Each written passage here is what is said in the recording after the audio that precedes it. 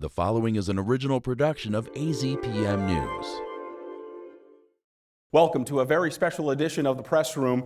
Today we're going to be bringing you a very special show talking about RTA Next, something that is going to affect Pima County over the next 20 years. What will a new transportation project look like? Well, tonight we have members from the RTA with us, we have a panel of journalists, and we have a live studio audience as well. The Press Room starts right now. I'm David Lee.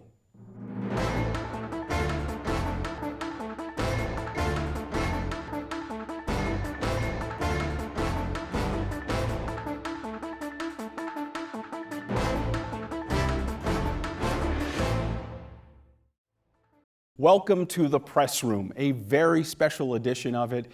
I am M. David Lee III. I am the news director here at AZPM, and we are at the beautiful Paul and Alice Baker Center for Public Media. Tonight is a special show because we're talking all about the RTA Next plan. It is an important plan that affects Pima County and one that we all as a community need to talk about. Tonight we have a great group of folks joining us to have this conversation. First, the Executive Director of the Regional Transportation Authority, Mike Ortega.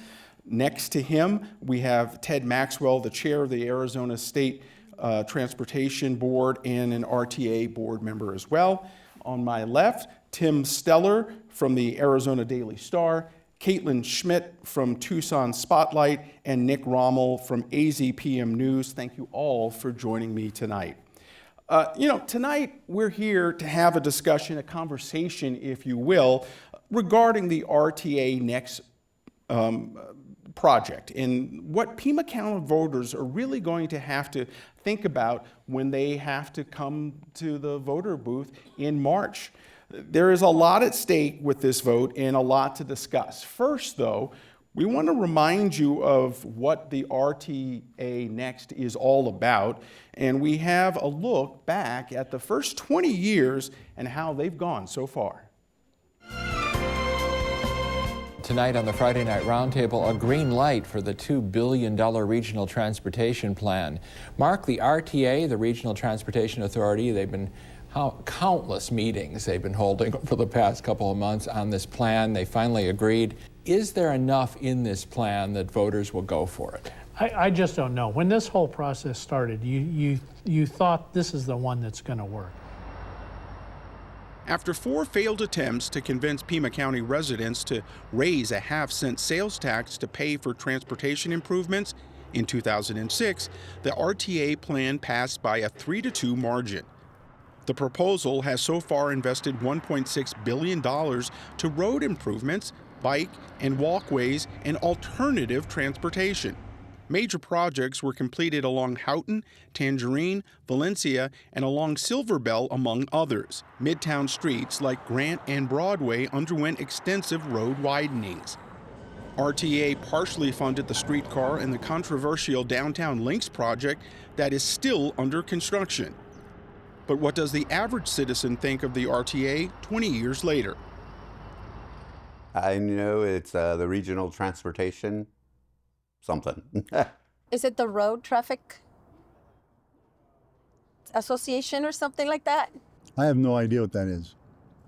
The road project for the underpass, I think about the aftermath and the 4 or 5 years it took to get to where we are now and kicking artists out and the impact it's had on our neighborhood. When I think about RTA, it's just been this obstacle. I used to walk through this neighborhood back and forth to downtown all the time. One thing most people can all agree on is that driving, biking, and even walking in Tucson can be frustrating, and our roads need work. But deciding how to do that for a county of over 1 million people, all with their own needs and preferences, is a challenge. We have to make a project here appeal to a larger group, which is really, the heart and soul of the RTA is that it is voter approved. So this is really driven by what the community here needs and what they want. They need a lot of work. There's a lot of potholes. How the roads are, they're not that good because I've lived here all my life. I've replaced my windshield many times, and I'll continue to do so. I think the city does have issues with our transportation network. It's not good for the people that run or ride their bikes or our cars. I think we have transportation needs in this town, and I've seen the traffic grow just over the past couple years at this intersection. But would it have been that much worse if we wouldn't have had the $2 billion? I don't know, so I can't answer that. I hear regularly, why doesn't Tucson solve its transportation problems like Phoenix has? And to me, the direction that Phoenix went was great for that time, which was expansion and development. And I kind of like Tucson being a little bit less convenient for automobile traffic. I'm more of an alternative transportation guy myself. I love to drive, just like everybody else. But being able to just go out of the door and get onto a ride and go somewhere is just great. It's just wonderful. I love public transportation. So when the plan was developed, we did an outreach effort where we went out to different communities, to different organizations, came to communities like South Tucson.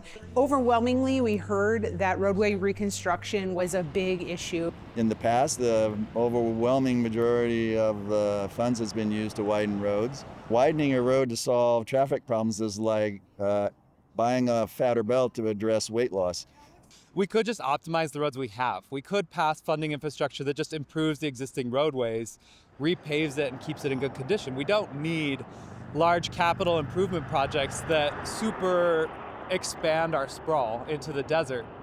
There really isn't an alternative in terms of using local funds. We would have to look, for the state or the federal government to help out, which isn't always a good option. Those funds often have strings attached to them, and they're also very limited.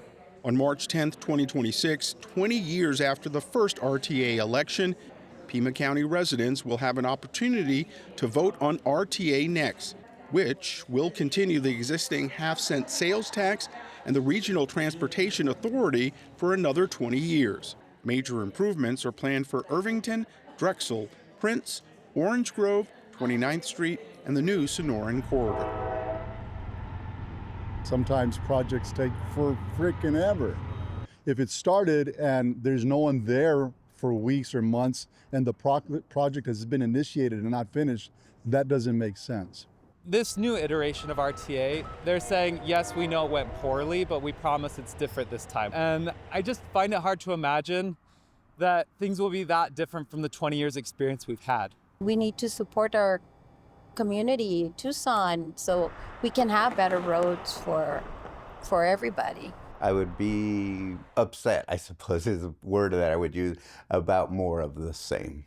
If conditions remain the same, we could expect 48,000 jobs. Between now and when the ballots go out in February, we're here to provide information to anybody, any organization, any community group that would like more information. That's what we're here for, and we're happy to provide that.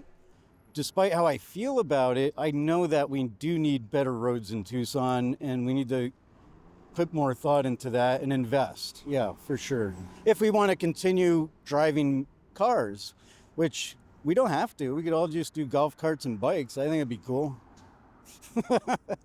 Okay, Mike, golf carts and bikes. I know that's an alternative for some folks, but just in general, take us through a little bit about the RTA Next plan. What are some things that people really need to understand? Sure. Well, first of all, I think the important thing to understand is it's a 20-year plan. The legislature gave us authority 20 years ago, actually about 22 years ago, to go to the voters. And that's a key piece of this because the ultimate form of accountability, the best form of accountability, is the voter going to them and asking them. So the conversation really is one of what does the need or what are the needs of the community as a whole. So through a series of public engagement, both through a citizens advisory committee with public outreach afterward, including the jurisdictional partners, that plan is then developed. And it has something for everyone. There's opportunity not only for roads, as you heard there, in terms of some of the constraints there, but also public transit and also other alternative modes of transportation. So the key here is we have to go back to the voters, ask for permission, ask for an approval of a new plan, but also the funding that goes along with that. And so those two questions will be on the ballot in March.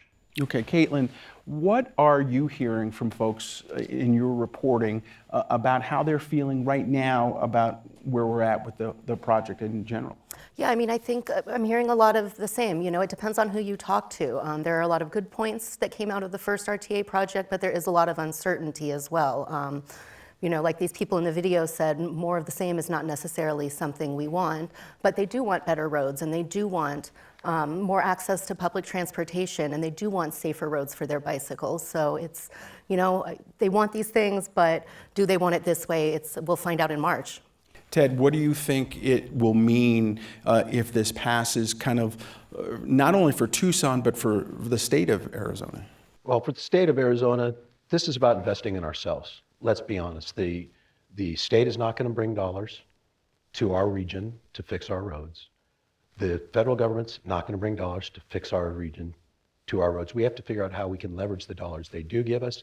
And RTA Next is one way to do it. Everything that was mentioned in that video presentation is available in RTA Next. People like to focus on the 31 new projects, the 7 carryover projects, but every single one of those projects has bicycle, pedestrian, drainage improvements. It not only fixes the roads, creates new roads. There's not as many new miles in this one, but it addresses all of those issues. It makes the roads better and safer for everybody in this community. And if you really take a dive, and too often you just look at the headlines and the total number, look at the individual projects. They all have safety embedded in them, and they all have improvements on each road as well. Okay, Tim, when you look at the plan, the way it's laid out right now versus the way it first started, I guess, 20 years ago, what are some of the things you're seeing? Well, I mean, I think the thing that jumps out is that there are 7 projects from the last iteration of the RTA One that are to be completed.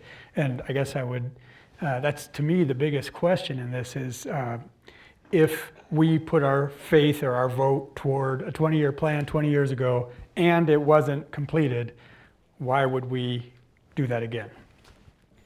And Okay. I guess I would, if you're willing, I'd ask you all that. Yeah. I'll take that Yeah. one just because it's absolutely true. And what people forget is when that plan went in front of the voters, at 2.1, they used the method of economic projections that would be dead middle, which means it's a 50-50 flip of the coin. This one, the board did a good job of talking it through, and they're using the pessimistic view, which means 80% of the time you're going to get more income than you had. We had 2008. Now, you can always say that there's going to be some glitch in the economy. That was a big setback. And you also had the COVID pandemic, 2 what I would call abnormal incidents. But the big thing was we did not collect the money that the original forecast had because of those incidents. And that's why those 7 projects are there. They all need money, and some of them need some structural changes that we need to go back to the voter to get, because this is a voter-approved plan with voter-approved ideas. So there's a lot of things in this plan, including a new element I'm sure we'll talk about later, that weren't in the first one to ensure that we don't face what we were facing the last 5 years. Do you mind if I add to that? Yeah, go ahead. Thank you, I appreciate it. So Tim, I think it's a very valid concern, a very valid question. So let's dissect what went on 20 years ago versus what's going on today. Now, clearly, projecting out 20 years is really difficult. It doesn't matter who you are, projecting that out is very tough. I think the conversation today, though, is really the accountability. And that accountability has been something I've been working with the board to establish. And there's a few components of that. The first is quarterly reports to the board with the Citizens Oversight Committee, which is basically the Citizens Accountability for Regional Transportation, the CART committee. And that's important because they're going to be looking hard at not only schedules, but also the finances. And it's not just a look back, but what we've actually done is establish criteria by which they're going to be looking at the entirety of the program. And it's important that that conversation happen in public so that when or if there's a problem, there's a challenge in the 12th year, we're not waiting until the 11th year to understand or recognize it, but instead we're doing that up front. That same analysis, that same quarterly reporting also goes through the Technical Management Committee, which didn't necessarily happen in the past. That's important, and that's a key differentiation between the way that the original RTA was administered and the way we're projecting it going forward. Last thing I'll leave you with is those are now codified. Those are the administrative code that has been established by the RTA board for how this RTA Next will be implemented going forward. Nick, as you have conversations with folks, what are they saying to you? What is standing out for them when they look now at this proposal? Well, I think it's similar to what we saw in the video. A lot of people know it's something to do with transportation, but I think, again, like Tim said, the kind of poster child that a lot of people know is Grant Road, of course. Grant Road is still under construction. So really, I think that is the fundamental question that most people have is the one that Tim just posed. And that the new plan, I'm sure people have willingness to trust the RTA that it will change something, but are also skeptical. Okay, one of the questions that came to us via Slido, can federal money cover the cost of these projects if the RTA Next doesn't pass? So today, for example, I was up at the state legislature talking to some of the bipartisan leaders in both the House and the Senate, and we received a briefing from ADOT. And the federal dollar situation coming to this state is going the wrong direction right now. Now, there's some things that can be addressed, and the federal government's been good about stepping in and doing one-time funding to get the highway funds back up. But the fact of the matter is, there is not a federal solution. And so there are no federal dollars that can cover any of the shortfalls. The investment that was made 20 years ago was made as a plan. And if you look at this plan and you overlay the two maps, the maps from RTA One and RTA Next, it fills in a lot of the gaps that were not covered in that first part of the plan.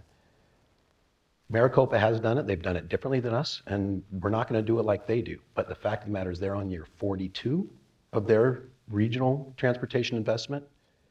And what happens if this doesn't go through is we get in line with the other 13 counties to compete for our projects and that funding that may be able to come from the state dollars as well.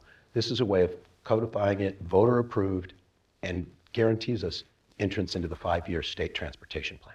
Caitlin, do you sense from the people that you're talking with, I don't know if it's that they believe that the next 20 years can happen and be a continuation of what's going on, or do they just say, you know, we got 20 years in, let's move on to something else? You know, we write for a younger audience. We interview a lot of young voters, so we deal with a lot of people that didn't vote in the first RTA election and really are just starting to pay attention to it now and get involved. And one of the questions that I get a lot from them is about the power dynamic and the vote split. Tucson represents such a large part of the region. It brings in so much of the sales tax, but the city still gets one vote. The project split, so that they're confused about the structure. I'm hearing a lot. So, Mike, you want to address that? I do. Since I was part of that argument a few years ago, I don't mind telling you about that. So people have asked, what's changed? And the dynamic has truly changed in the chemistry of the RTA and PAG, quite frankly. So the first thing is, I mentioned the Citizens Accountability for Regional Transportation, the CART Committee. Very influential group now, and is basically reconstituted to include 4 residents from the city of Tucson, so in essence 4 votes, 1 as a transit advocate as well. So that opportunity for additional voices at that level is extremely important. But let's also take a step back to the Technical Management Committee as well. The Technical Management Committee was reconstituted. There's 3 votes, if you will, 3 members for the city of Tucson now. There's 2 for Pima County and 1 for the other jurisdictional partners. Now keep in mind that, as I mentioned, on a quarterly basis, those groups will come before the board in a public setting and make recommendations and have conversations around whatever is on their mind with regard to successful implementation of the plan going forward, which again is the accountability. Tim, $2.67 billion, that's a lot of money. And, you know, there are still some shortfalls from, you know, the first 20 years. What are folks saying that you're seeing?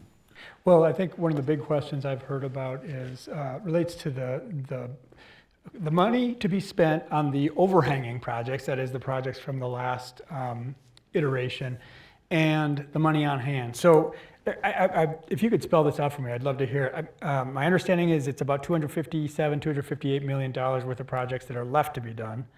Is that right? Okay. But you all have money on hand too in the hundreds of millions of dollars, right? Do you know about how much that is? I do, and I can answer that. Yeah, You go. want me to answer it now, or you want me to do Yeah, it sure. No, after sure. you finish? Yeah, maybe we can have a dialogue here. Yeah. So we have $423 million that are, we'll call fund balance, that's been committed to completing the RTA One projects that are not on the ballot. And that's important because you'll hear commentary about, well, you have a fund balance, you've got all this money in the bank. Yes, but we have 22nd Street Bridge that just kicked off. We have the completion of Grant Road, for example. Those dollars are already committed to those RTA One projects. So if we don't pass RTA Next, that money will be there, but will be totally committed to projects that are already on the books. Is that what you're saying? So absolutely. So the money that is in the bank today for RTA One is committed to RTA One projects and the completion of those projects. The additional money, the $257 million that you mentioned, is also part of leveraging other regional monies that will be brought forth and used to complete those RTA One projects. So it's important that all of those projects be completed, and the board is absolutely committed to making that happen. Another alternative, I know it's not something that is really in the air right now, and it's not on the ballot or anything, but you all are speaking as if there is no alternative. There's no federal money, and I agree with that. There's no state money. And if RTA is passed, then, what are we going to do? Well, isn't the obvious answer that the jurisdictions will pass or put to the voters their own half-cent sales tax? So Marana, Sahuarita, Oro Valley, and Tucson will all do some version of a sales tax to do some of the similar things to what we would be doing? And Tim, you're right on that. That is the alternative. The alternative is to let the individual municipalities, those who want to go forward with the tax in their communities, to go on their own. But what we miss is transportation is a regional issue. Cars and roads, they don't know what jurisdiction they're in. I live in Oro Valley, when I drive in every day, we were talking about RTA One, we forget all the projects they did, like La Cañada and La Choya. When I used to drive down those roads, I'd be driving down and I go, okay, I'm in Oro Valley. Oh, okay, now I'm in the county. Because you can feel it. Now I'm you in can the feel it city. in the car, yeah. The cars don't know, the roads don't know, and if we want to have a good collaborative transportation system that works for all, and that's for all. That's not just for the cars, that's for the transit users that use it, that's for pedestrian and bike users that want to use it. If we don't have them be collaborative, then we're just getting into little portions of the county that are in one shape, and you just go 10 miles north and it's totally different. If I may follow up just with one more thing. When I look at the map and I see how the projects have been kind of doled out, it's a few to Sahuarita, a few in Oro Valley, et cetera, it looks to me like even though this is a regional plan, it's almost been done jurisdictionally so that everybody gets their fair share. So while it's regional, I don't see the connections myself, and maybe I'm wrong. So if you want to explain that to me, please feel free. Let me maybe take a stab at that. So yes, those investments are scattered across the entirety of the region. Colossal Cave to the east, Sahuarita Interchange to the south, Moore Road Interchange to the north. So let's take a look at those interchanges just as an example. So if you look at Tangerine Road and Rita Road, two examples. Today, cars will actually back up onto the main freeway line, dead stop, because there's congestion, they can't get off the freeway. The concern obviously then is if you draw the map, right, that project on Tangerine is in Marana, so that should be a Marana project. The Rita Road interchange should be in the city of Tucson because that's in Tucson. But I can assure you that when you're stopped on the road, it doesn't matter what jurisdiction you're in because that safety problem, that constraint is going to be there regardless of from where you came. So think about it that way. But then also think about if you don't use I-10. Most people do. But let's say you don't use I-10 regularly or you don't ever use I-10. Virtually every aspect of your life comes in on I-10, whether it's the grocery store, whether it's the delivery of other goods and services in a semi-pickup truck or a semi-tractor trailer. And those interchanges become important. And those are just examples of the regional value of that improvement and that investment. Again, as Ted mentioned, it's investing in ourselves in a regional manner. We initially didn't start off with saying, where are the jurisdictions? We looked at these projects regionally, but then people started to ask, well, what's in it for me? You know, where are these boundaries? So we draw them and outline that. But when you start to take a little bit of a step back, and then you look at the Tohono O'odham Nation, just as an example, we have one of the highest bus routes on the nation going to Sells and over to Ajo. We have a waiting list today for folks. Now, I can tell you, when you do a straight population analysis, right, you know, they wouldn't necessarily qualify for that investment. But we all know and understand the importance of that investment to get folks to their employment, to get folks to see their families. And again, we have a waiting list. So those are just some examples of how that regional approach is all-inclusive. Caitlin, one of the things that I've heard a lot since coming to town is that the streetcar was a big thing that was a part of, you know, the RTA Part 1. What do you think is going to happen, again, if this passes or if it doesn't pass, to that? I mean, sure, fare free transit has been a huge point of discussion since it became free in the pandemic.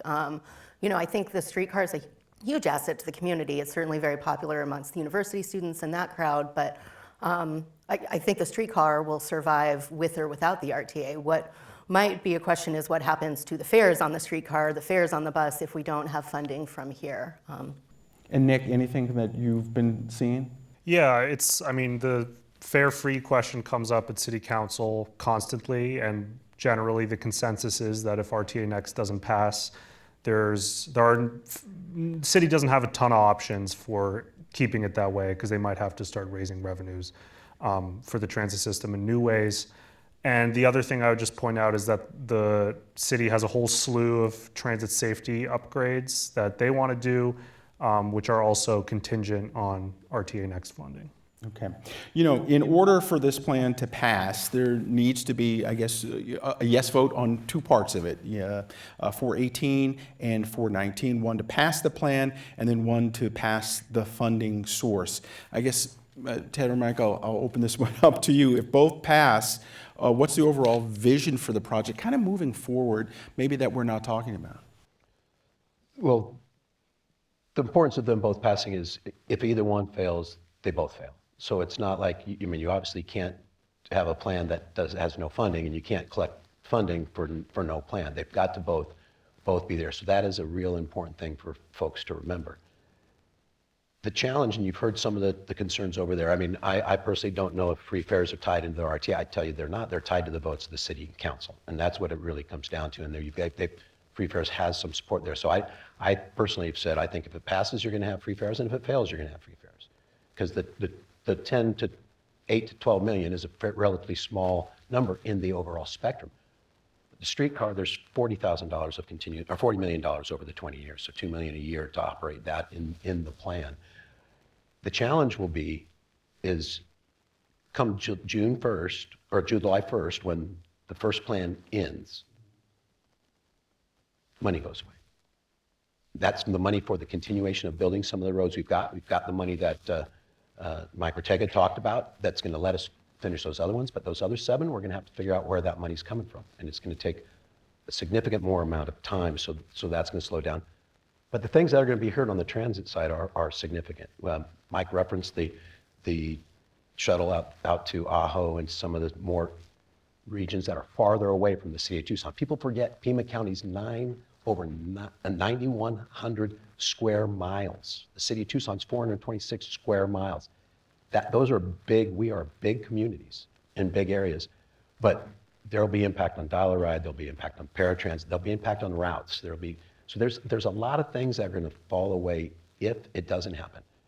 Everybody wants to say, what's the plan going forward? And the plan going forward is what Tim outlined.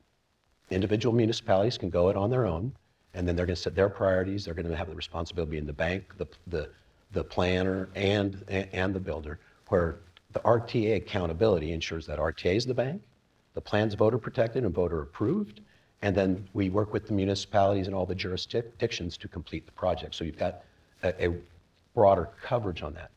But the fact of the matter is there's going to be a lot of unknown if this doesn't pass, and I think it's a risk that could cause some issues on, for sure, our transportation system's connectivity. But even inside the individual municipalities, I think it's going to be difficult. Tim, when you think about this, the half-cent sales tax has already been here for 20 years. What's another 20 more? Right. I mean, it continues, right? Is it, as opposed to having to start a new whole tax again? Well, right, I mean, that's why we're here now, right? I mean, correct me if I'm wrong, but you all were hoping to get this election done earlier, but now it's the last minute. I remember you and I, Ted, have talked, and you have insisted various times, not just with me, that you want to put a plan before the voters. My memory is that before time runs out. So that is the situation, right? That it has to be done before the time arises when it's called a tax increase. That's the political reality, right? That's true, but what I think the thing to take away from that discussion is, yes, in a perfect world, we would have given this to the voters about a year ago. If it fails, we figure out why it failed, and we have a chance to come back before we lose the funding.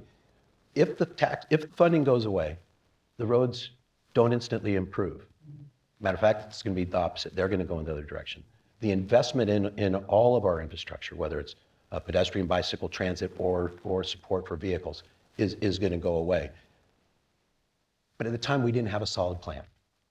It was continued to be a discussion at the board, and eventually, the plan we finally got to, and you heard it loud and clear from all of the mayors, this is a plan. Perfect? No, you're never going to get a perfect plan when it's regional and it's collaborative and it's compromise. But this is a good plan, and they all voted to move this forward and still have maintained their support. Mike, we have a question coming in from Slido that I think you can handle here. What metrics are we using to hold ourselves accountable to the promises made, especially regarding safety, mobility, and quality of life?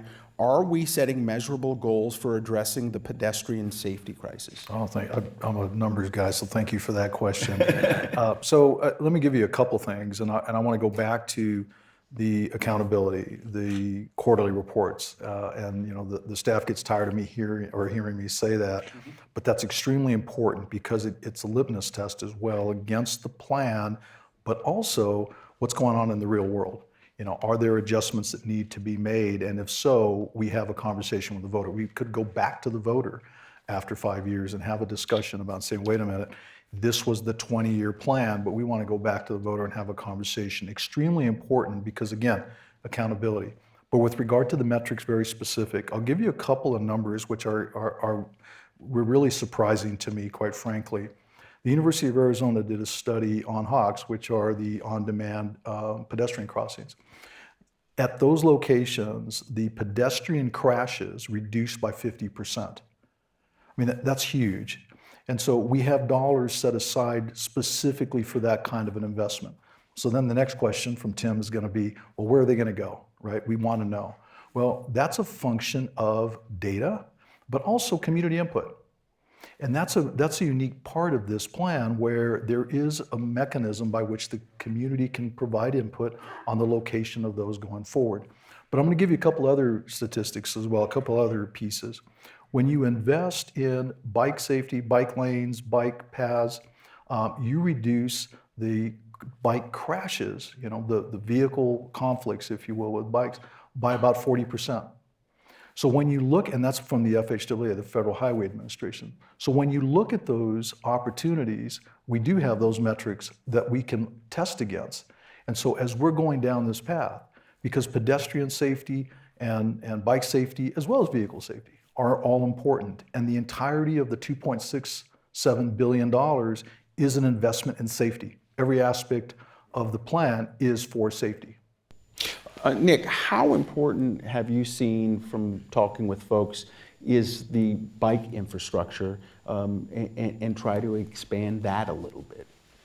Well, it's pretty important for those among us, including myself, who use a bike to get around. I can say Tucson has a little ways to go compared to some other cities when it comes to being able to bike, and that has to do with bike lanes, bike paths, other than of course the great loop trail, but also just the way the roads are. Sometimes you just feel scared to even bike on the median of them.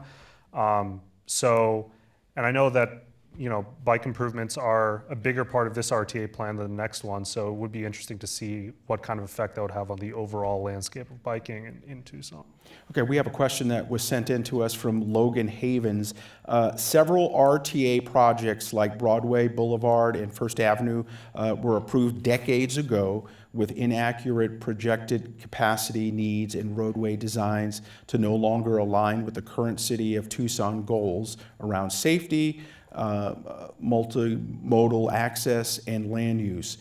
Can you explain how flexible the RTA is when voter-approved projects no longer reflect local priorities and what the real cost, financial and political, are to make those changes? Mike, you talked a little bit about going back to the voters if you need to.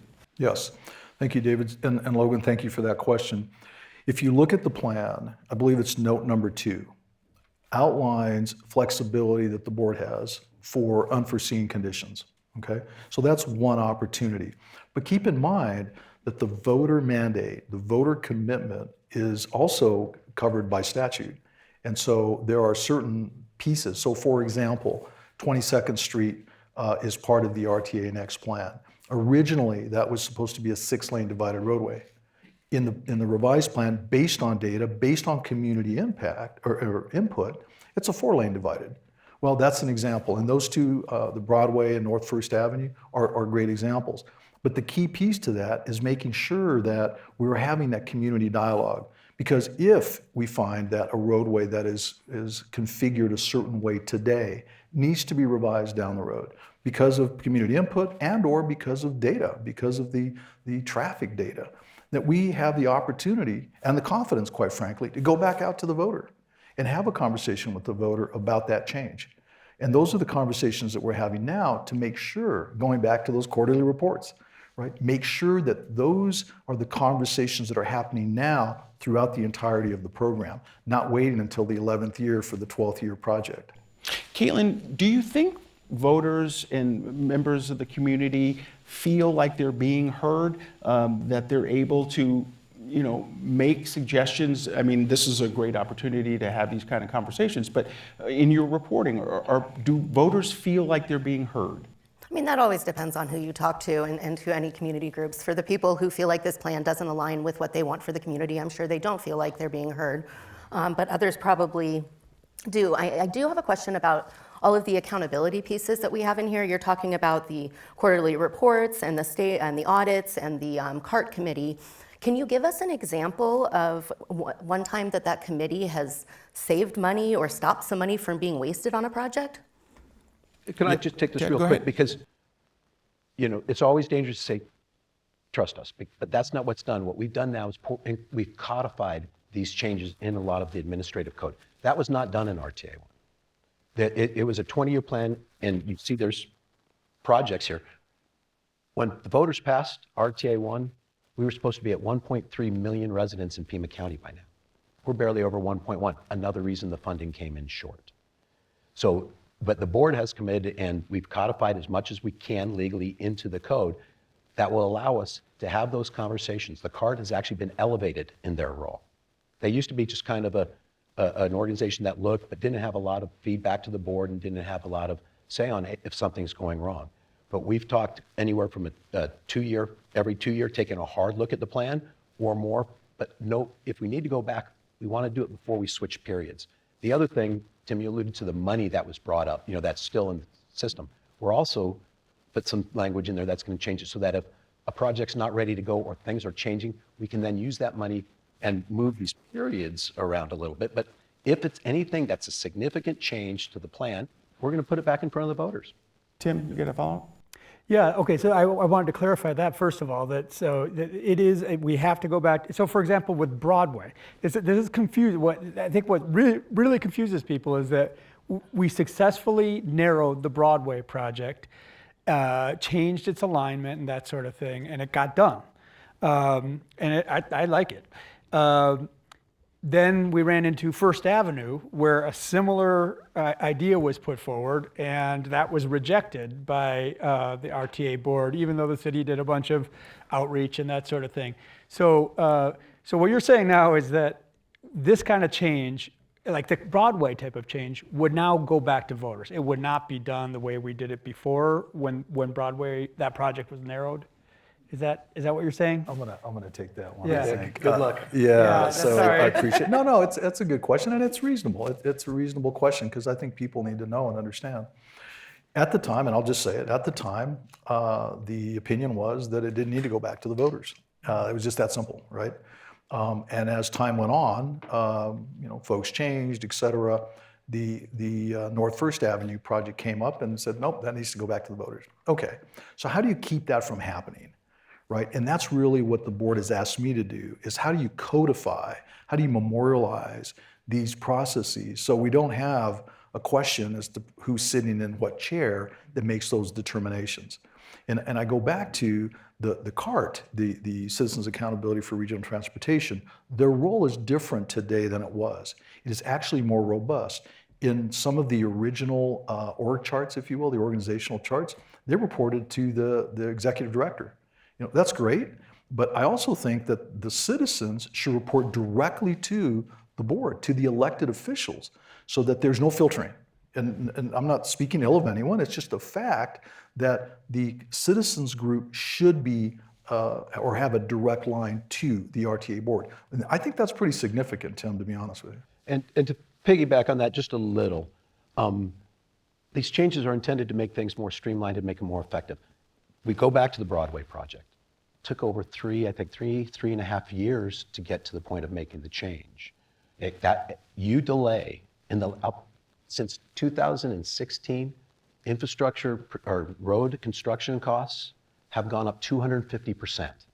So every year that you're delaying and not making a decision, that's why both identifying the projects that are running into problems and identifying the data.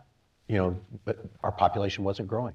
Okay, I've seen a couple of numbers that have stood out when I've looked at the materials for this particular plan. If it passes, there's a possibility of creating upwards of about 48,000 jobs.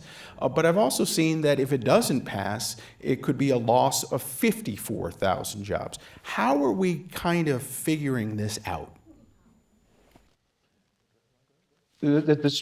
So both of those numbers came out from an economic assessment of the impact of the projects. So those are not things that the RTA board sat around and we said, oh, it could be approximately this.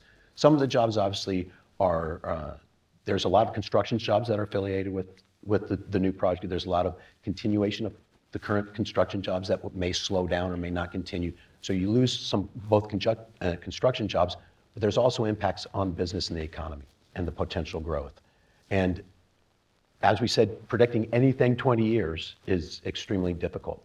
But what we do know historically is that improved quality infrastructure brings growth in the economy and growth in businesses. It's an attraction to companies that come here and look here. I think if you look at some of the feedback from the economic developers in the region, they all ask, what's up with the roads? We've got to have, both for the economy and for quality of life, we've got to improve our roads and the way we get around town. Tim, when you hear those numbers? Yeah, they definitely caused me to question. So my understanding from the numbers I've seen, that 48,000 number may be even bigger than total job growth in the city or county over that. That number sounds high to me. Granted, you got it from some smart economists, I believe that. But the thing that I really don't understand is the idea of, okay, if we don't pass it, so we're not spending that half cent on every dollar, that there would be a loss of jobs.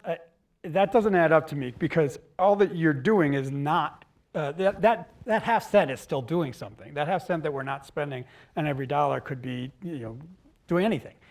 So how do we end up losing jobs if we don't pass this?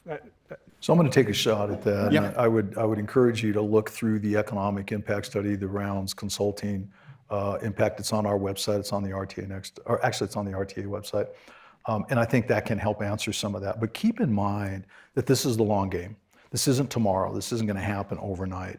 And when you're not investing in infrastructure, that is basically the support of commerce as a whole.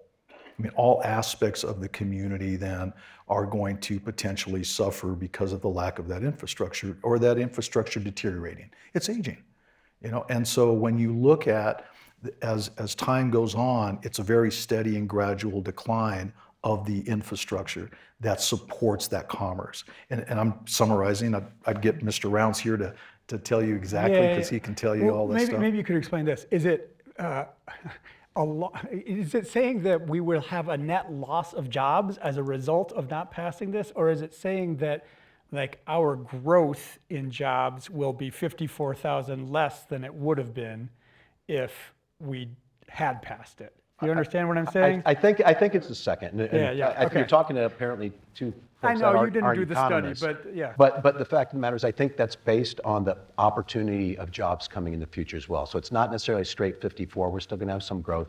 Some are the immediate job losses from lack of construction projects and others. But it's done over the 20-year forecast, and they forecast so many different things in it. But Caitlin, go ahead, Nick. I have a question about housing in RTA, if that's all right.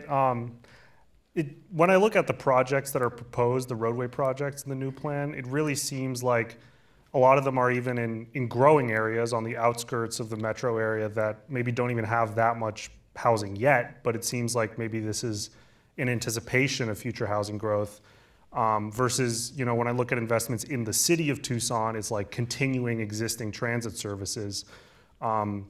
So I'm wondering, you know, what would you say to people maybe in the city of Tucson who would think, you know, this is accommodating to maybe future residents of the county who are going to buy a not yet built house in 15 years in Marana off the Moore Road interchange, whereas my bus service to get from, you know, whatever, somewhere in Alveron Road to downtown is exactly the same as it was, you know, during RTA One. Go ahead. Yeah, I'd like to take take answer too. You can take this. I heard him breathing, so I'm like, oh, he wants to talk. Well, so Nick, I think it's both. And I think that there are thousands of lots that are undeveloped, that are platted, that are undeveloped in the outer areas, in Vale area and the Marana area. These are thousands of home opportunities. And so we all know there's a housing shortage, right? I mean, that's a very clear challenge for our region. And so the support of infrastructure for housing in general is important and a good thing. Now, when you look at the difference, and it goes back to the regional approach and the regional investment, when you look at the difference between the type of infrastructure that is in these other areas, the Maranas, the Oro Valleys, the Vale or the southeast area of the community, they're different. They're diverse compared to what's in the urban core. And that's really where that safety component, that active transportation component, those opportunities to improve the safety in those areas. We're not looking at widening, you know, Speedway, for example, but we are looking at potentially Hawks, and we're looking at potentially other types of infrastructure to help you get to and from your bus stop.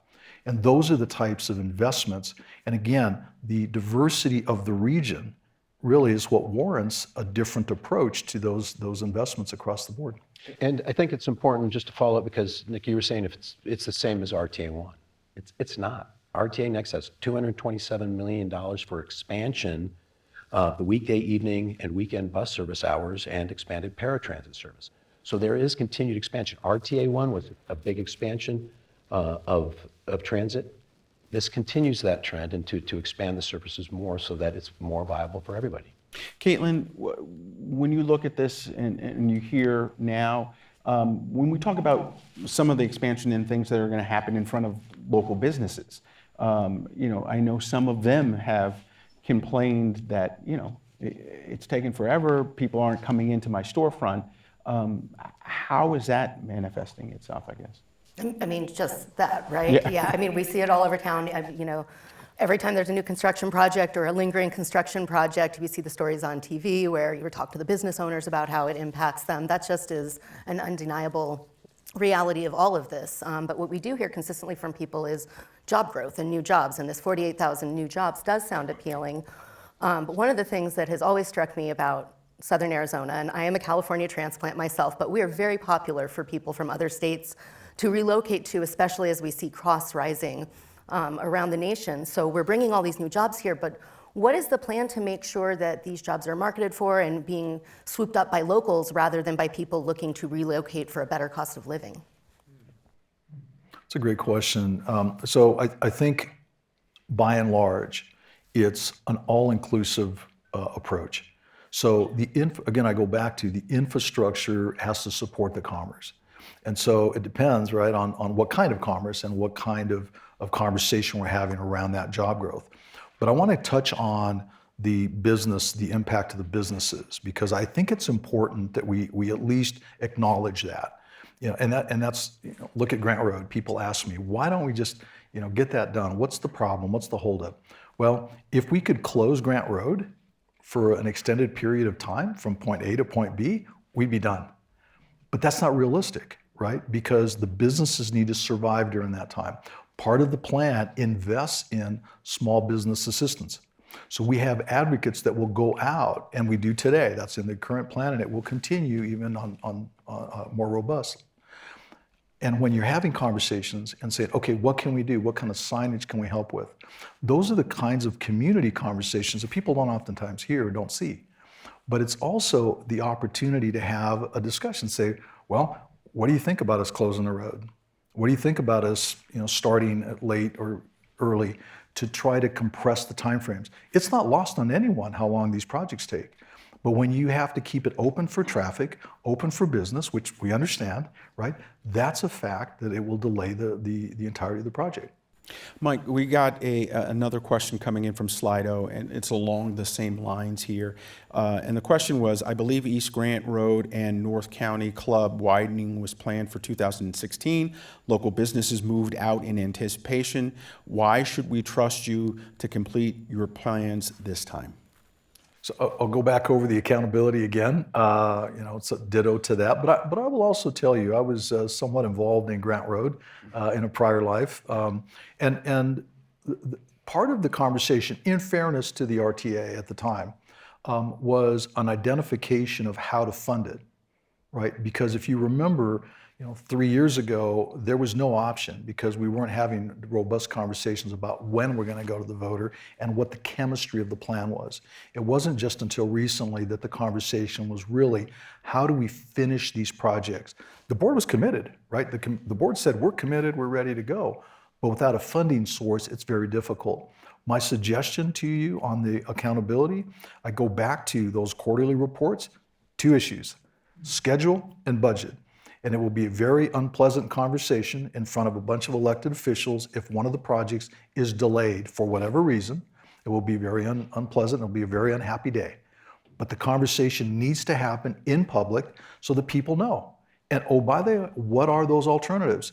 One of the things that I've pitched to the board is the RTA may come in and say, we will help you, we will facilitate, we will assist you in delivering the program or the project. We've not done that before.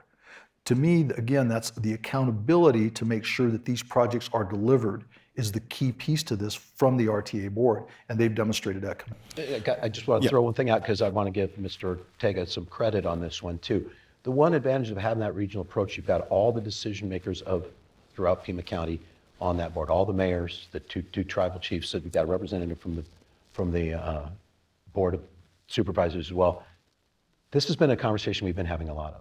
And we're already leaning in on how can RTA help shorten those timelines. One of them's right-of-way construction. The right-of-way acquisition that is done by the municipalities tends to be, okay, we're going to go. Let's acquire the right-of-way. We're talking about how can we look in and maybe acquire some projects that we know this project's going to be built in this time frame. If properties become available or if businesses are moving, let's help in that way. The other way is with collaboration with the utilities. The utilities are a big slowdown on a project because you get the road off finally, and then somebody says, oh, do we need to move the utilities? And now they start. That can be done in advance, at least taking a look at what the basics are of what they're going to have to do with the utilities. That's a role that the RTA had not played in the past, and it's really the PAG, because people think the RTA board, PAG and RTA are pretty much one and the same. It's just what they're responsible for. And the RTA is responsible for execution of the plan, oversight of the plan, and then collaboration with the municipalities. And we've got, as you've heard, a lot of different oversight and accountability built in. Well, a lot of folks are looking into the plan. They're looking at some of the projects that are there in terms of widening the roads, car infrastructure, things like that. But I know, Caitlin, a lot of folks are talking about alternative forms of transportation. And Nick, a lot of folks are also talking about safety issues and where some of that money could go to make things a little bit safer. Can you guys both talk a little bit about that? Sure. Well, with safety, I think it looks like the plan is two parts. There's the pedestrian and bike safety part. Then there's also $50 million for transit safety in Tucson, which would be a big change from now. I mean, the city council has a new transit safety and security plan. It's $500,000 one time. RTA Next would give it $2 million every year for that. So that would be a huge change, which they mostly want to use to hire more subcontracted security, expand police patrols in the transit system, and basically redo all the bus stops, it seems like. Yeah, and to that end, I guess I do have a question actually for Mike and Ted. And I know you mentioned that there are some expansions of what's being invested in transit. It was my impression that RTA was mostly continuing the weekend and night service that was implemented in RTA One. Is it also expanding those services? And could you talk about that? You may know that better than I. So the short answer is yes. The longer answer is it will depend on feedback from the jurisdictions. The jurisdictional partners will be a part of that. There is some additional money for expansion, but I won't be sitting here telling you it's going to be from point A to point B. I think that's part of the robust conversation with the jurisdictional partners and using their mechanisms to get public feedback. But there is $227 million in that line, and that's the thing on that side to remember about it. Caitlin? Yeah, I mean, and you had talked extensively about the expanding of the bus services to our rural communities that need them, and the significant investment in streetcar and whatnot, and the streetcar line and its operation. But wondering how does this plan address safety and access in neighborhoods where car ownership is less common? We're seeing a generation that is moving away from cars, that is more concerned about the environment, and I think we're seeing more of that. I'll take a stab at starting that, and then I'll turn it over to Ted. So I think when you look at safety, as I mentioned before, the $2.67 billion ask and program is around safety. And I think one of the differentiating parts is there's 31 new roadway projects in the plan, right? And so when you dissect those further, only 8 of those are capacity. 23 of those address aging infrastructure, which address those issues and those safety issues in the urban core as well. So the needs, again, we'll use an example of Colossal Cave Road. That safety need, there's a railroad crossing at grade today, there's a school right there. I mean, that is a very significant safety challenge for us as a region. You compare that to, we use the term modernization, right? But it's really upgrading and the aging infrastructure to address those safety needs so we can get Nick to his bus stop, but not only on his bike, right? Also as a pedestrian. And those investments are throughout. So all of those projects have pedestrian and bike infrastructure, not just the one line that says it's ADA, safety and active transportation. It's beyond that. And let's take it to a category we haven't talked about yet, and that's the arterial and the collector roads pavement rehabilitation. So you talk about more of the urban core, you talk about the roads that bring people into the town, and those are some of the roads that need the most investment on fixing them because they're unsafe. It's where you find most of the pedestrian deaths. It's where you find a lot of the issues with vehicle accidents. And even when they put that in, you'll get a lot of these new amenities. But the biggest factor is that something we didn't have in RTA One. The biggest complaint around here is the condition of the roads. Well, we finally have a way to do it. While the city's recent half-cent sales tax will focus on neighborhood streets here, this will focus on all the roads that get people to and from and around town. And it's 177 million people go, well, that's not enough. But it's also one of the elements and categoricals if our revenues do come in higher. And remember, we're using a different estimate for what our budget is. That's going to be where a lot of any money that goes to roads will be going, because we'd have to go back to the voter to add other projects. But we know we've got roads, and every municipality The irony about it is when we started putting that category in there, every municipality didn't have money, but every municipality wanted money to help fix their roads that were in the worst shape. Tim? Yeah, if I may, this is, I think, one of the highest priority questions for people, so I want to make sure it's totally clear. I had a weird experience last night. I went to an RTA meeting at El Rio and heard the explanation that a man said, hey, I'm having to replace my windshield every year or something like that because it gets smashed from stuff in the road and potholes. And they explained, I thought, that no, we don't fix potholes. That's not what RTA does, but they do. We plan to repair, this is what the RTA people are saying, we plan to reconstruct the arterials in, right, okay. But then I had this experience of hearing that last night, and then today on my social media, an ad comes up from Connect Pima, which is the entity that's been formed to promote RTA and try to get it passed. And it says something about a species that we don't like, the Pima County pothole. And the whole ad is about how, if you want safer roads from potholes, vote yes on 418 and 419. So could you just make that 100% clear about the potholes? I'll make it 100% clear because the fact of the matter is a lot of the roads that people complain about the potholes on are on the arterials and the connector roads. That is the one that has the most usage. It has the heaviest vehicles that drive on. And I'll tell you, we had this argument today about the state funding. The heavier the vehicles, the more it tears up the roads. The arterial and collector, as you said, rehabilitation is what it's listed as now. It is a curb-to-curb reconstruction. It has to meet an expected 10-year standard before it will need to be touched again. So it is actually doing an engineered road. You put a pothole in, and I think we've all experienced it. We know after the first rain or a couple weeks later, guess what? It's back, and it generally brings a friend. So the fact of the matter is that's exactly what that element was placed in there for. How can we fix the roads and do it under something where we're talking about construction, not just temporary maintenance? And those aren't prioritized already, right? In other words, those will be done as needs arise, or how is that? Do you have that prioritized yet? So maybe I can help with some of that. So I want to go back to our jurisdictional partner, Pima County. No offense on the Pima County pothole. I think it's really the Southern Arizona pothole. Yeah. So we don't want to put anyone in a bad spot there. So I want to confirm that. But as far as the repaving goes, and are you going to see RTA funded crews out there patching potholes? No. And we can't because the statutes don't allow us to do that. So that's why, as Ted outlined, it's a 10-year life for that pavement. Now, you asked a very important question, which is, well, which roads are going to get done, which is a very fair and reasonable question. Well, the opportunity is for the jurisdictions to designate where those roads and that road investment is going to occur. And they do that either through their needs studies or they do that through public input. I know, I believe there was a meeting scheduled of the city's oversight commission, which they were going to discuss that and provide feedback to the city for their priorities. So we expect that will be the case across the board. And that is another opportunity for the public to weigh in.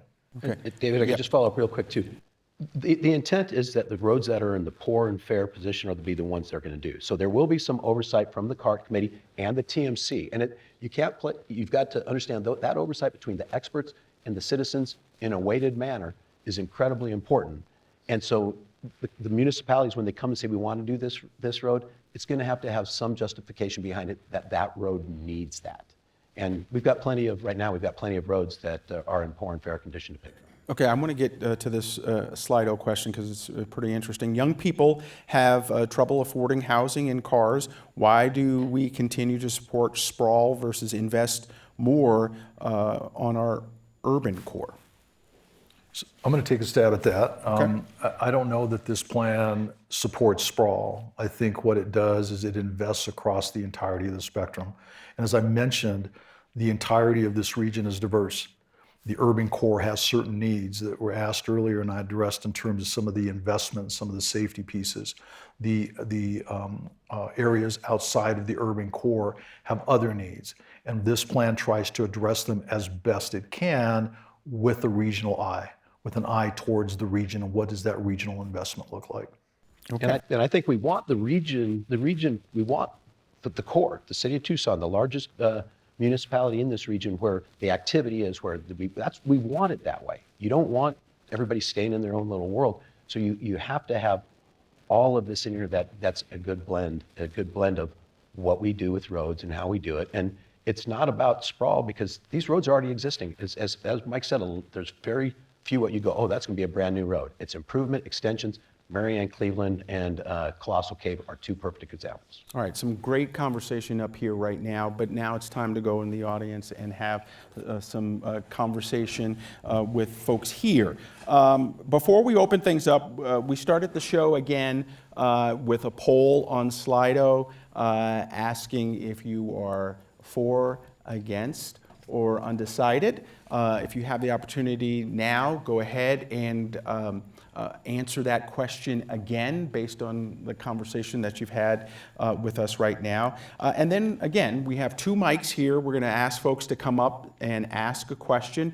When you come down, please let us know your name, your affiliation if you have one, and limit your question to 60 seconds. And then we'll have that conversation up here with our panel. So right now, a reminder to make sure you answer that Slido question. We'll bring it back as we wrap everything up. So the first question we have down in front. Thank you. I'm Steve Farley. I'm a public artist, longtime public transit advocate, Central City resident. I was one of the members of the original Citizens Advisory Committee for the original RTA. And we were very proud to have put in massive transit expansions, including the streetcar extension. Some of my political opponents have called me the streetcar godfather. And while I would have liked to have seen a lot more transit expansion, because I'm a transit guy, I was excited to see more than $750 million investing in keeping those expansions that we did after 40 years of failed plans before that time and building more expansions on it. So I'm a strong supporter of 418 and 419 because I cannot imagine what is going to happen to our transit system if this fails. Losing that $750 million, I cannot imagine how that's going to slash our service across the board, or dial-a-ride, or the rest of it. So I want to know specifically what is going to happen if we don't pass this to our transit system. What kind of cuts are going to be made? Have you heard from the jurisdictions? Okay, thank you. Mike? Okay, so I can address that. I know that the city of Tucson just yesterday was presented an analysis of what happens to their, or at least from their perspective, to the transit system should RTA Next not pass. I would encourage folks to watch that. I know there's some materials that were also generated that give you an idea of some of those challenges that the city of Tucson will face. I'm gonna take a little bit of a step back and answer it this way for Mr. Farley. Thank you for the question. When the board first asked me to come on board and help out, the first order of business was, what happens if this doesn't pass? So it was really an opportunity to explore all funding, all sources of funding. What does this really look like? Can I buy us time until maybe November? Can I buy us time to have a conversation so that there's, I'll use the term gap funding. So I explored the Board of Supervisors, unanimous tax. That's an option, sales tax. So I talked to all of the boards at the time, all of the board members at the time. And I can tell you there's not support for unanimous vote on that. So, check, we went through that one. I also explored bonding through the county as an option. Had a robust conversation with the county administrator around that and her finance folks. That won't work for us because it's only for capital. So the capital, certainly we could potentially make improvements to bus stops, those kinds of things, but from a transit standpoint, that's not an option for the bonding. So then the conversation moves towards just the property tax, right? And had a conversation around that. Say, okay, let's explore that. What does that look like? The counties are regulated by the state in terms of how much money they can actually generate with property tax on an annual basis. And I believe that number is around 2% plus new construction. And so on an annual basis, their budget can grow, their tax rate can grow by that amount. And so when you do the math on that and you realize the cost of operating the county, there's no room left for transit or very little room left for transit. So looked at that. So then the other question was, well, why can't we use the regional funding that comes into the region, which is a highway user revenue fund monies. So I looked at that, and again, dead end in that we can't use that for transit operations. So then the last one was, okay, how can we use the fund balance? Tim asked about the money that's in the bank, right? That's already committed to road projects. Well, so the conversation went down that path. And so when you look at that fund balance that's been committed to complete RTA One, the fact that the services for transit have been provided for 20 years, that's complete. The roadway component that's now under, we'll call it the commitment, have not been completed. And so the conversation is, well, can't the board just move that money and have that discussion about those dollars, right? Very reasonable question. And so the conversation then is, it doesn't mean the board can't do that. But I can tell you that the board would have to have a conversation around the voter commitment to complete the rest of the RTA program, which are those roadway projects that I mentioned earlier. So I wanted to just let you know that when someone asks about, well, what happens to the transit? And by the way, that's not a scare tactic. Sure. That's an analysis that I performed early on, very open. I mentioned this to the board in the board meetings, and I walked them through that analysis so that they understood, really explored, hey, is there a way to potentially delay this and use some gap funding? Okay, we have another question off to our left here. Standing up, yep, you. Can you tell us your name and your question? Hi there, my name is Paul George Blazevich. I'm an urban planning graduate student at the University of Arizona. I rent a home near the intersection of Campbell and Prince in Tucson. I want to see funding continue for these really great cycling and pedestrian safety projects, as well as public transit service in Pima County. That's why I'm excited about RTA Next. But I also do not want to see roads widen to feed continuing suburban sprawl and the destruction of desert habitat in the exurbs and suburbs of Pima County. If I were to vote no on RTA Next because of these reasons, is there a foreseeable way that I could vote yes in the future on some sort of program to only fund transit service and cycling and pedestrian safety infrastructure in Pima County? I'll take that one. I will never say that there's never an opportunity. You may have that opportunity. Highly unlikely. You've got to remember the RTA is a regional body. I mentioned earlier, and I said it for a reason, 426 square miles is the city of Tucson. It's not all the urban core. Over 9,000 miles is Pima County in footage. The beauty, in my opinion, of the RTA is that you've got all of the elected leaders of all 5 of the municipalities, as well as the input from the tribes and the county, and they all agree this is the best plan going forward for all, for the car users, for the transit users, for the bike users, for the pedestrians. Now, that doesn't mean that the individual municipalities can't do more if they want to. They can. I'd encourage it. I'm a big infrastructure person if they can. But when it comes to a regional transportation plan, that again, if you take a look at the 2 maps and you overlay them, you'll see there is some thought process behind where these roads are going down. They're filling in the gaps. There's still parts of the county that are going to need it, and that will have to be addressed at a later date. But the fact of the matter is, will there be an RTA, and you're going to be able to collect a half-cent sales tax if it doesn't give everybody something in the plan they like? I think everybody can find things in the plan they're not going to like, but I think everybody's going to find something in the plan that they really like. And the question is, do you want to throw everything out because you don't like that, or do you want to really improve your portion of the community for the things you want?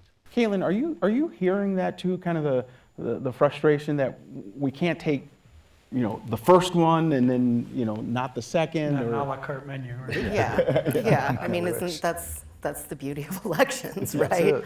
I am curious though, I guess about the branding for Prop 418 and 419. When I first saw the signs, I had no idea that this was connected to RTA because it doesn't say anything about RTA on the signs. Why is that? I think that's an easy answer. The question in front of the voters will be Prop 418, 419. There's no hiding it. It's all about the roads. And right now, I think the discussion, as we've seen for several years, has been all about RTA. And my concern is everybody's forgot what happened in the first 15 years of RTA. I mean, you look at Houghton, you look at Speedway, you look at La Cholla, La Cañada, Sarita Road, the TIs, the intersections to get on and off the freeways at Ina, at Ina, at Twin Peaks. That whole Twin Peaks was developed from RTA. And now we're about to complete Sunset Links. That will give us, we already know the congestion that you've got, and you see at Orange Grove when you get on and off the freeway. Now we're gonna have the next exit, you're gonna be able to get on and off the freeway and skip all that Orange Grove and get yourself over to River. Infrastructure and a transportation system takes long-term planning. Okay, Mike, before we jump to our next question. If you don't mind. Yeah, go ahead. Paul, I appreciate that question. And one of the things that I wanted to bring you back to was the conversation I had earlier about the diversity of the region. I understand your perspective on that in terms of where the investment should be for the alternative modes in the urban core. Got it, I'm clear. But when you look at the entirety of the region, and as I mentioned, those examples of those interchanges, they may look like urban sprawl, but they're safety improvements. They're needed for all of us, but also for the transportation of those goods and services. Those tractor trailers and all the things that bring us those goods and services, whether you order online or you go shopping at the grocery store. And so it's really looking at the diversity, but keeping in mind that it's a focus and a function of safety. I just wanted to make sure that I made that comment to you, Paul. Okay, we have a question down front. Thank you. My name is Alejandro Angel, and I'm a supporter of RTA. Because while I recognize the plan isn't perfect, I do think it's different than the previous one. It has a different approach for the core than it does for the outskirts. And I also believe infrastructure is huge in bringing and keeping businesses here. Caterpillar is here largely because of infrastructure. So is Raytheon because they got the infrastructure they need. But my question is, I think it's also important that we acknowledge that some citizen groups were really disenfranchised by the process by which this plan was developed. And I think I want to ask you, Mike and Ted, what are we doing? What lessons have we learned to make sure that we improve the process so that everybody feels heard when we develop these types of plans? Thank you. So I'll start off with that. Thank you, Alejandro, for that question. So as I mentioned before, I think that the reporting structure of these citizens groups is extremely important. And so as you look at how the Citizens Accountability for Regional Transportation, the CART committee, is structured today and the role that they play, I think it provides a very direct line to the RTA board. I think that's first and foremost. But I also think I can point to the chemistry, the constitution of that group with the additional members that represent the city of Tucson, and then the technical management committee with the additional members for Pima County as well. And so I think that brings forth that accountability directly to the board with no filter. And it's really an opportunity to have a very open and robust conversation with the board at that time. Okay, Ted, quick before we get to our next one. Just real quick, Yep. I was originally on the Citizens Advisory Committee before I got appointed to the board, and it was frustrating. There's zero doubt about it. There were times I was frustrated because we weren't having the discussions, we weren't talking, we weren't moving on, we weren't moving forward. Those voices were heard. I can't tell you how many times we've talked, though, at the board level. If you sat through our meetings, you'd see us talk about it. We went back to it time and time again. I think when you look at the final plan, you'll see there was a lot more fingerprints from both plans that came out of the CAC, not just the one that ended up being the one that started to move forward. It's been adjusted quite a bit in the last year. Okay, we have two final questions from the audience. We'll start here first. Okay, very good. My name is Albert Elias, and thank you for giving me the opportunity to ask a question. At this point, I'm not supportive of 418 and 419, but here's my question. Why was a 20-year term proposed for 418 and 419? You know, you've made a big point tonight, both Ted and Mike, talking about how revenue projections, cost escalation, and project delays all had a negative impact on the original RTA. So doesn't a 5 or a 10-year term make it easier to estimate revenues and match expenditures to revenues and therefore deliver projects on time? Well, I'm going to take the second part, then I'm going to let Mike address the first part. But the statute requires that you have a 20-year plan. The statute drives a lot of that stuff. There was some discussion about going 10 years or 20 years with the tax. We could have done a shortened tax period and then come back and addressed it on that front. Here's the challenge. It sounds like it's a great idea. Let's do it in shorter bursts. The people that build the roads, a road design, from design to finish, generally takes 5 years. So that means you'd have to do everything at the front, and then you don't have any money. Nobody's going to come in and do the work expected to get further on down the road if there's no guarantee the money goes any farther than the 5-year point. And the reason that becomes a challenge is we can't do them all at once. And so it is a flow of continuous construction throughout over the period of the 20-year time. As a matter of fact, even in a 20-year plan, some of the projects still are going to get completed about 22. Those are start dates in the 20-year plan based on the funding that's coming in, so it's difficult. But you've got a challenge then attracting people to bid on projects that they can't guarantee that the completion money may or may not be there. And the other thing, and I could be wrong on the 20-year statute, but I'm pretty sure it requires a 20-year plan. We were trying to work, and Mr. Ortega came in and gave us a couple proposals on how we could shorten it. And honestly, there was zero support on the board level for anything to have a 20-year plan, but not a 20-year matching funding stream. What we're trying to improve is the opportunity to then take it in shorter bites and get more changes, get them earlier if we need to, and flexibility within the plan of moving projects forward and back on the plan. Okay, Mike. Albert, good to see you. Albert was one of my colleagues at the City of Tucson. So great minds. When I first came on board with the RTA back this summer, I actually proposed a shorter time frame because it seemed like that would make the most sense for all the reasons that you mentioned, right? As we delved into it, I found that the statute was a little bit of a challenge, right? But to have a plan that was different than the funding source caused incredible confusion.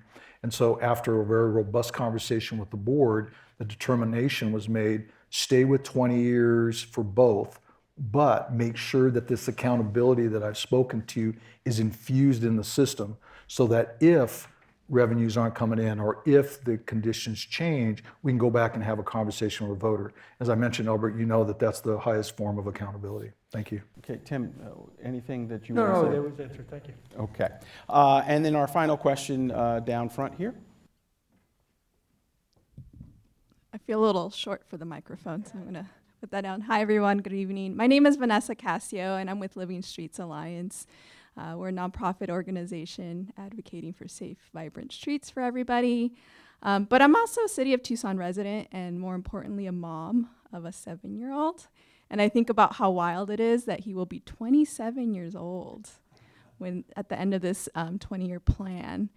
And so I come with that perspective. You know, we have as an organization, we've outlined our the reasons why we can't support the plan, but also just knowing that I am a mom and also an engaged citizen. One of the things that comes to mind for me is the City of Tucson spent a lot of time, resources, and engagement around developing a climate action plan. And part of that action plan is to reduce greenhouse gas emissions. Okay, do you have a question? Yes. Okay. And transportation is one of the largest sources of greenhouse gas emissions. And arguably, greenhouse gas emissions also don't know jurisdictional boundaries, right?